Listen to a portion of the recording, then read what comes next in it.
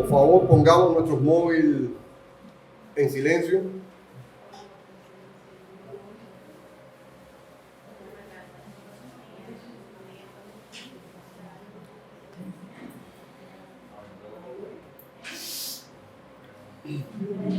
Les damos la bienvenida a todos. Vamos a tener un momento de oración.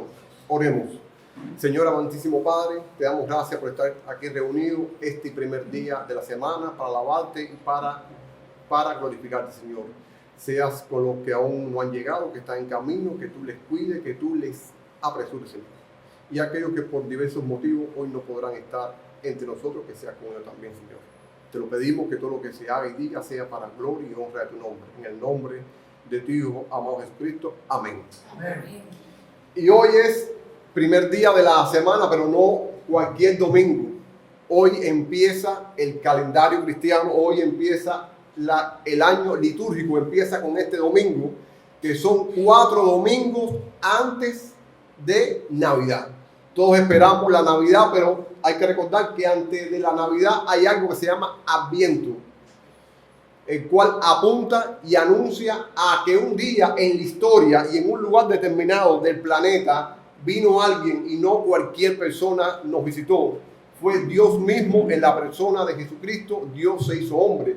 Apunta a que un día volverá, y es lo que la iglesia hoy en esta temporada también recuerda, que un día Él partió y dijo que volvería, y es lo que estamos esperando. Así que en este espíritu vamos a empezar nuestra clase, y estamos estudiando el credo de los apóstoles. Ya vamos por 4 encuentros. De esos 4, 3 con este han sido dedicados a Dios el Padre.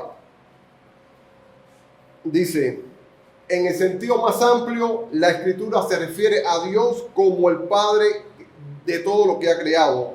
Nos encontramos con varios pasajes en las Escrituras, abundan. A modo de ejemplo, vayamos a leer las palabras de Pablo a los atenienses en el Areópago, en Hechos 17, 26 al 28, y dice así: y de una sangre ha hecho todo el linaje de los hombres, para que habiten sobre toda la faz de la tierra, y les ha prefijado el orden de los tiempos y los límites de su habitación. Y termina el texto: porque linaje suyo somos. Y aquí quisiera hacer un alto. Quisiera hacer una pregunta, y muy particularmente a los que han estudiado tercer milenio. Cuando Pablo le escribió en su segunda epístola a Timoteo, y cito textualmente lo que dice Pablo: toda la Escritura es inspirada por Dios y útil para enseñar, para redarguir y para corregir y para instruir en justicia. ¿A qué Escritura se está refiriendo Pablo? ¿A toda la Biblia como la conocemos, Antiguo o Nuevo Testamento, o algunas partes de ella? Al Antiguo Testamento se está refiriendo. No estaba en desarrollo. Es válido, es aplicable para el Nuevo Testamento, pero el Nuevo Testamento no estaba hecho todavía, no estaba compilado, no estaba en desarrollo. Y tú dices, bueno, ¿y por qué tú haces? Si leíste este texto, entonces dice, el texto, ¿no? Dice, ahora, hace referencia al Antiguo Testamento. Entonces vuelvo a preguntar, ¿qué libro o profeta del Antiguo Testamento citó Pablo en el Areópago de Atenas? Sobre todo en la última frase que dice, porque linaje suyo somos. Esa es una cita, no es de ninguna cita del Antiguo Testamento que él cita. Él está citando a 2 poetas de la antigüedad, que son Cleantes y Árato, que fueron 2 destacados poetas de la antigüedad. Pero ¿quiénes fueron realmente? Cuando tú lo lees, yo siempre tenía esa duda, buscaba alguna referencia, entonces me di a buscar algo, y aquí se lo estoy presentando. ¿Quiénes son? Cleantes fue un poeta griego y uno de los principales representantes de la escuela filosófica estoica. Nació en Asos, Asia Menor, actual Turquía, alrededor del año 330 a.C. Además, su poesía, Cleantes fue discípulo de Zenón de Sitio, el fundador de los estoicos. Sus obras no han sobrevivido, pero se le atribuyen epigramas y poemas épicos, y su influencia en la filosofía estoica fue significativa, y su poesía refleja los valores y principios de esta escuela filosófica. El otro poeta que cita ahí Pablo es Árato, que nació alrededor del 315 a.C. en Solo, Cilicia. Fue un poeta, astrónomo y escritor. Su obra más conocida es el poema didáctico Fenómenos, que trata sobre los fenómenos astronómicos y meteorológicos perceptibles en el cielo. Aunque contiene algunas imprecisiones, se convirtió en una obra popular en su tiempo y duró hasta la Edad Media. Árato también escribió sobre anatomía, farmacología y astronomía, y falleció alrededor de 240 a.C. Viendo a estos dos hombres, ambos poetas dejaron una huella duradera en la literatura y el pensamiento de la antigüedad. Así que eran personas que de referencia, era lo que hoy dicen personas de, eso sí eran personas de influencia.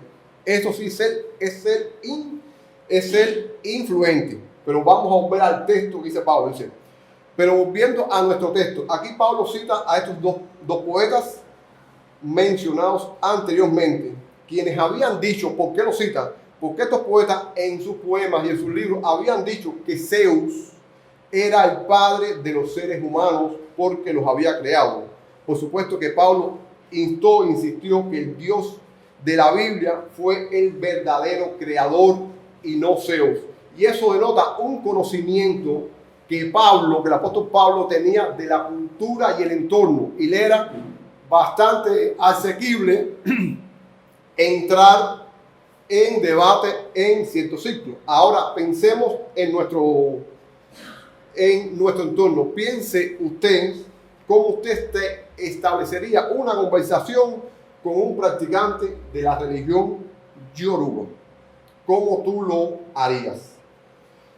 Para muchos cristianos nos sería muy difícil, pero si conociéramos los pataquí, y que es a lo que me estoy refiriendo con pataquí, los pataquí son definidos como relatos o parábolas a través de las cuales se transmite una moraleja o consejo mediante las enseñanzas de la cultura yoruba.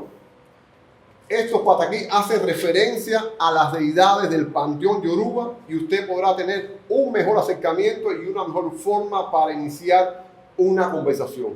Es muy fácil cuando uno tiene argumento.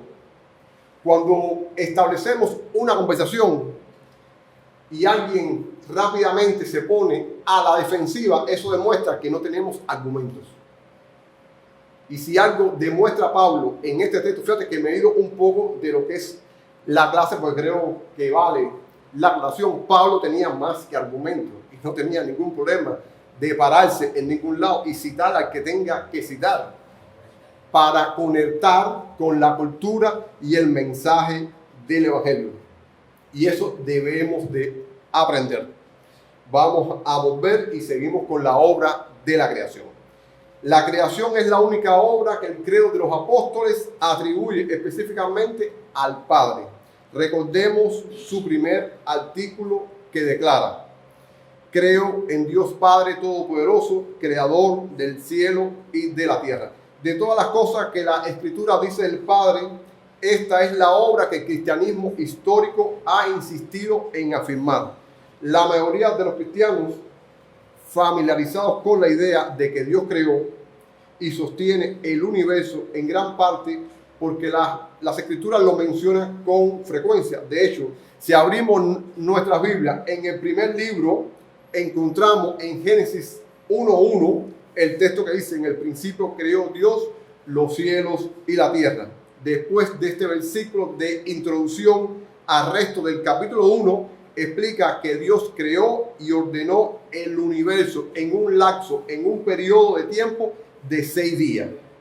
Y es lo mismo que los catecismos de la iglesia han estado confesando, como el catecismo de Heidelberg en su sección del domingo 9, en la respuesta 26, dice el catecismo: creo en el Padre de nuestro Señor Jesucristo, quien de la nada creó el cielo y la tierra.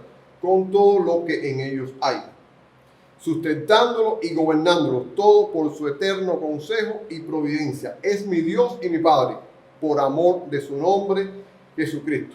Casi todos los teólogos coinciden en que Dios creó el universo y usan una palabra en latín que es ex nihilo. Ex nihilo es una frase latina que quiere decir de la nada.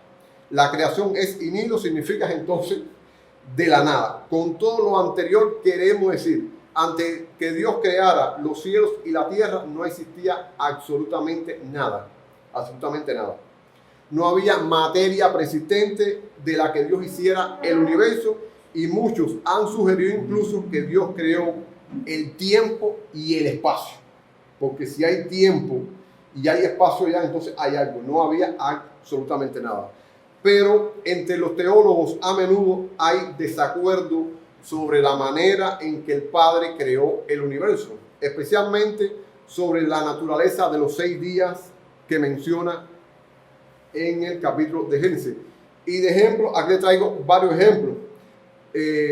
Los padres de la iglesia, como Clemente, Orígenes y Agustín, ellos creían que los días eran representaciones figurativas de una sola creación que probablemente tuvo lugar en un solo momento. Ellos creían que Dios fue el creador, pero ellos creían que la creación realmente fue en un solo instante, en un solo momento, y que esos 6 días que menciona Génesis es algo figurativo. Otros, como Ireneo y Tertuliano, creían que estos días de Génesis representaban días de 24 horas como lo conocemos nosotros.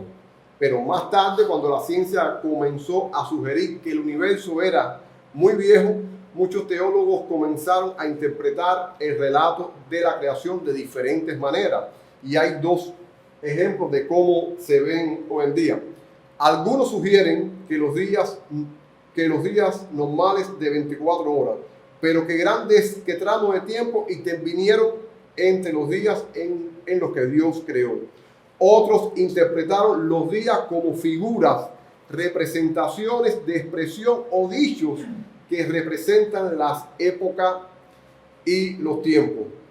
Y un ejemplo de este último le traigo lo que tenemos en el libro de Rafael Cepeda, es un pastor cubano, en su libro Naturaleza y Fe, y cito textualmente: en los primeros 11 capítulos de Génesis encontramos la majestuosa descripción de la obra creada, el relato de la imaginación infantil en los acontecimientos del jardín del Edén.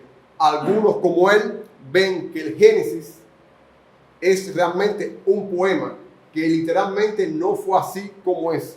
Los otros sí creen que fue 24 horas, pero que en los días de entre uno y otro hubo un lapso o un gran espacio de tiempo. Pero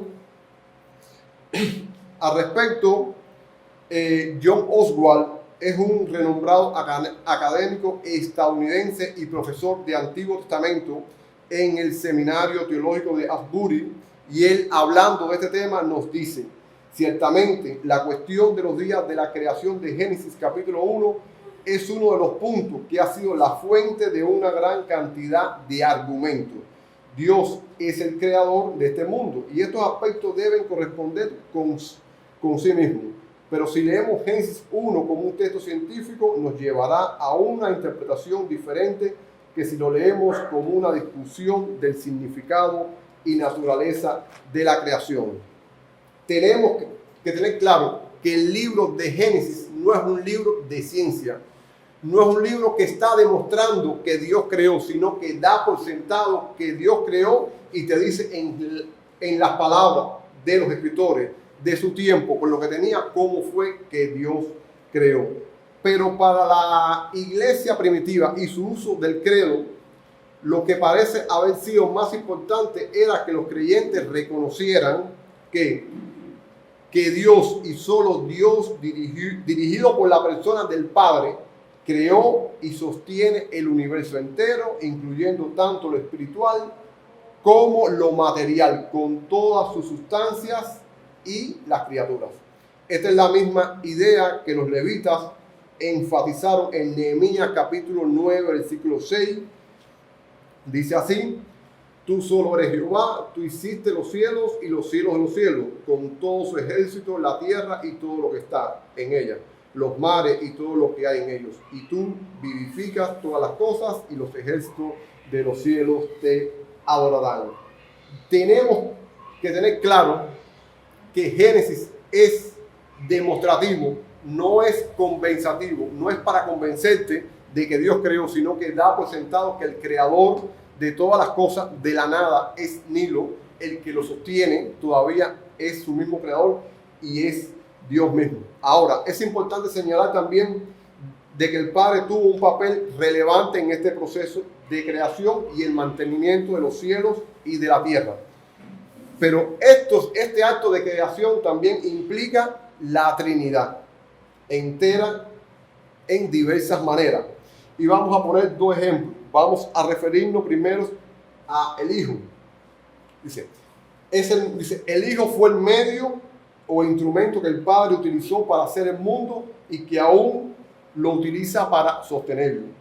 Escuchemos la manera en que Pablo describe la obra de la creación en 1 Corintios capítulo 8, versículo 6. Dice, solo hay un Dios, el Padre, del cual proceden todas las cosas. Y nosotros somos para Él, y un Señor Jesucristo, por medio del cual son todas las cosas, y nosotros por medio de Él. Es una referencia al Señor Jesucristo como mediador entre Dios y el hombre, no solo en la obra de la salvación, sino también en la obra de creación. Dios es el creador quien ha creado todas las cosas, que por medio de su palabra las sostiene. Y voy a aceptar las palabras del salmista en el Salmo 33, 6, que dice, por la palabra de Jehová fueron hechos los cielos y todo el ejército por el aliento de su boca. Y su palabra es identificada con su Hijo, la segunda persona de la Trinidad, que se hizo carne, como se lee en Colosenses 1, 15 al 18, que dice, Él es la imagen del Dios invisible, el primogénito de toda la creación, porque en Él fueron creadas todas las cosas, las que hay en los cielos y las que hay en la tierra, visibles e invisibles, sean tronos, sean dominios, sean principados, sean potestades, todo fue creado por medio de Él y para Él.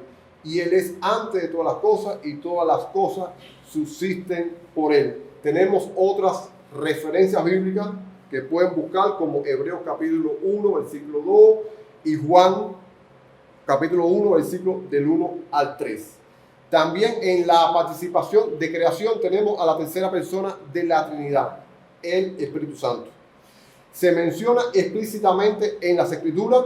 En primer lugar está implícito en los pasajes del Antiguo Testamento que hace referencia a la obra de creación de Dios. Ejemplo, el mismo Génesis, capítulos de 2 al 3, se lee, y la tierra estaba desordenada y vacía, y las tinieblas estaban sobre la faz del abismo, y el Espíritu de Dios se movía sobre la faz de las aguas, y dijo Dios, sea la luz, y fue la luz. Las palabras del Espíritu de Dios literalmente se refieren a Dios en todas sus personas, pero desde nuestra perspectiva del Nuevo Testamento podemos ver un énfasis en la actividad de la tercera persona de la Trinidad, el Espíritu Santo, en el proceso de creación.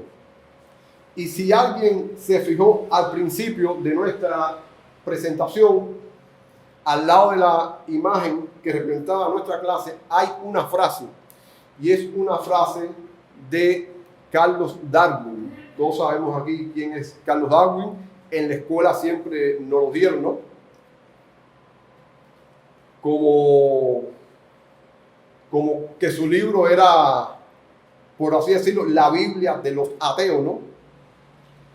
Pero vamos a ver, ya dije que Génesis no es un libro de ciencia, pero la Biblia, a pesar que no es un libro de ciencia, tiene manifiestos, descubrimientos que los científicos al cabo de los siglos afirmaron. No descubrieron porque ya estaban implícitos en la Escritura. Y vamos a ver 6 verdades declaradas por la Biblia antes que la ciencia lo velara o revelara. El primero lo tenemos en Isaías 40, versículo 22. Dice, Él está sentado sobre el círculo de la tierra, cuyos moradores son como langosta. Él extiende los cielos como una cortina, los despliega como una tienda para morar. Aquí en Isaías ya habla de la forma esférica que tenía la tierra. Y el escritor, ¿cómo pudo saber que la tierra es esférica? Si no él mismo, el creador, el mismo que lo creó, se lo reveló por su espíritu. Incluso cuando escribió, quizás dice, bueno, no entiendo, pero esto es lo que Dios me está revelando y esto es lo que es. Otro lo tenemos en el libro de Job 26:7. Dice, Él extiende el norte sobre el vacío y cuelga la tierra sobre la nada. Habla sobre la suspensión de la tierra sobre el vacío. Los antiguos decían que la tierra descansaba, que si era plana, que descansaba sobre unos elefantes, que no se podía navegar más allá del horizonte porque te ibas a caer, ¿no? Así. Seguimos. Eclesiastés capítulo 1, versículo 6, nos dice, el viento tira hacia el sur y rodea al norte. Va girando de continuo y a su giro vuelve el viento de nuevo. Los vientos habla sobre la marcha en círculo y cómo los vientos vuelven al mismo lugar de partida. Los vientos corren en círculo y vuelven del mismo depósito que Dios los saca, ahí vuelven. Tenemos Eclesiastés 1:7, que dice, los ríos todos van al mar y el mar no se llena al lugar de donde los ríos vinieron. Allí vuelven para correr de nuevo. Sí, el agua de los ríos que procede exclusivamente realmente del mar a donde vuelven, no de un depósito superior como algunos antiguos y filósofos pretendían. Otro ejemplo lo tenemos en el libro de Job, capítulo 28, versículo 5. Dice, de la tierra nace el pan y debajo de ella está como convertida en fuego. Y hace referencia a la aseveración que los científicos hacen que la corteza de la tierra reposa sobre un fuego interior. Algo así como está representado en esta imagen. Y el último es Génesis capítulo 1, versículo 9, que dice, dijo también Dios, júntense las aguas que están debajo de los cielos en un lugar y descúbrase lo seco, y fue así. Hace referencia, la tierra estuvo mucho tiempo cubierta de agua y de ella salió o emergió las montañas como hoy la vemos. La tierra seca emergió del mar como la ciencia ha aseverado, y esto se lo ha traído como ejemplo porque algunos piensan que ser cristiano es creer en sandeces y en necedades, y realmente es todo lo contrario. La Biblia no es un libro de ciencia, no es un libro de historia, pero aún la arqueología hasta hace poco ha estado confirmando cada uno de los relatos bíblicos, sucesos y lugares que ya no estaban, que han vuelto a aparecer, que se han encontrado manuscritos, lugares y cosas así, objetos por estilo. Lo que quiero es que entendamos hoy que Dios es el creador, sí, es el sustentador de todo lo que nos rodea, y que realmente podemos aferrarnos al relato bíblico del Génesis, a ese relato como está en 6 días de 24 horas, podemos aferrarnos que es así como Dios creó. Puede que haya discrepancia en alguna interpretación, pero el objeto central es que Dios es el creador y el sustentador de todo. ¿Alguien quiere decir algo, alguna duda o algo que quiera compartir?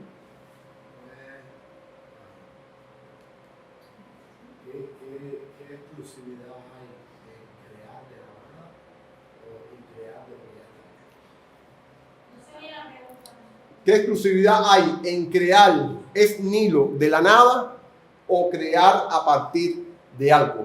Decía o dijo, porque ya no puede decir nada, Leonardo da Vinci, que el pintor estaba para reproducir la naturaleza, que no podía hacer más de lo que el creador había hecho, y lo que único que podía hacer era replicar lo que la naturaleza había estado. Esa es la gran diferencia. Dios creó sin materia prima. Dios no es Miguelito que tiene que ir al trabajo a ver si dejaron 5 sacos de cemento, 3 de arena, 4 bombillos para trabajar. Dios de la nada, nada más que decirlo, de su palabra, creó la materia prima y a partir de eso empezó a crear todo.